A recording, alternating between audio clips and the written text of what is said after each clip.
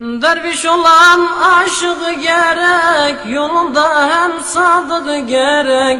Derviş olan aşık gerek, yolunda hem sadık gerek. Bağrının